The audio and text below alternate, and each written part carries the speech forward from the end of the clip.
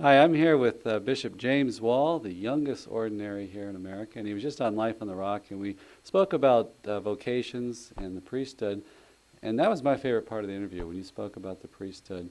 And I was glad because I want to hopefully the show can inspire young people to consider and discern the vocation. Can you talk about what you love about the priesthood and your so many years now as a priest and bishop?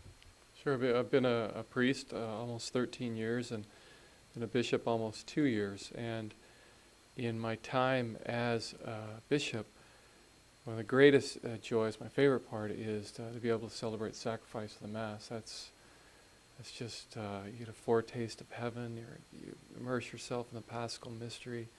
It's just a great joy.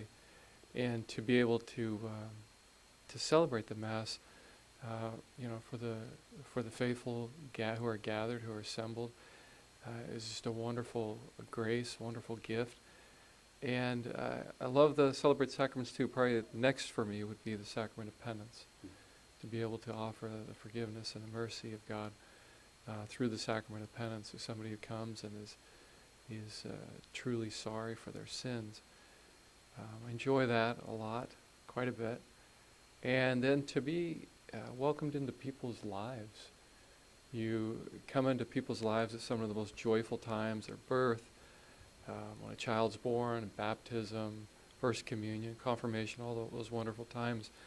And then you're also welcomed in their families during times of great trial, difficulties.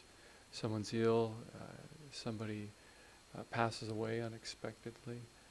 And those are very difficult times, but to be able to bring Christ into that, and the light of the gospel into that, into people's joys and their sufferings, is just it's a wonderful, tremendous gift. And the great thing too is to know that this is what God has called you to. He's called you to do this, to be one of His priests, and to be able to offer that great gift to His people. What would you say to a young man? What are some of the signs that he might experience as a call to the priesthood?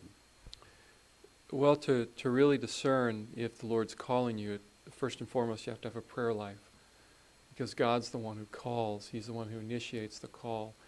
And so if we have a prayer life, we're raising our heart and our mind to God, and we're able to listen to that call.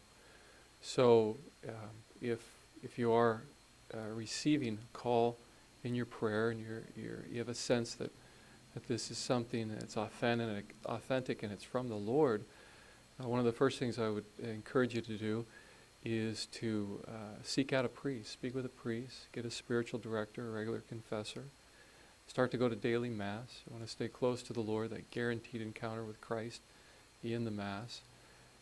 Make sure you avail yourself to the sacraments, especially the sacrament of penance. And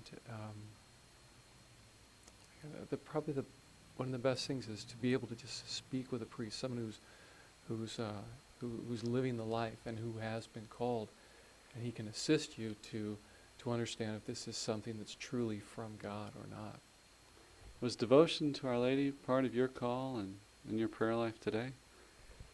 Well, it was before, especially praying the Rosary. That was always been a very big part of my life. That was a big part in my discernment, and it is a big part as well today. So devotion to Our Lady, and then time before our Lord in the Blessed Sacrament. That was and continues to be a very important part of my life.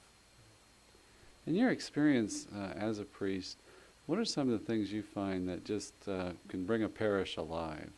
What would you say are some of the most powerful things you could do as a priest? Fidelity to the Church and to her teachings. That's where it all has to begin. You're not making it up on your own. It's not about you. It's not about your personality, but being faithful to the Church and her teachings, the wisdom that she has to offer.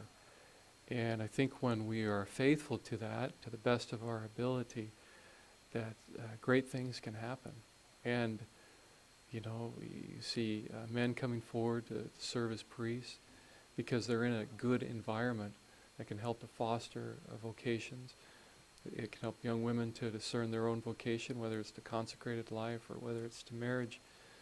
But as long as you're providing a good environment that's being faithful to the church and her teaching, you're going to bear fruit.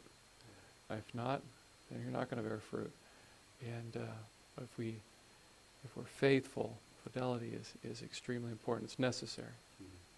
What about the personality of the priest? We spoke about this some on the show, and I think both of you, we kind of resonated with each other about how, you know, the priesthood can a priest can sometimes be tempted to make it about himself, or to stress the personality aspect too much. Can you talk about that aspect of being a priest? Sure. I mean, what we should try to desire to be is, in persona Christi capitis, in the person of Christ the head.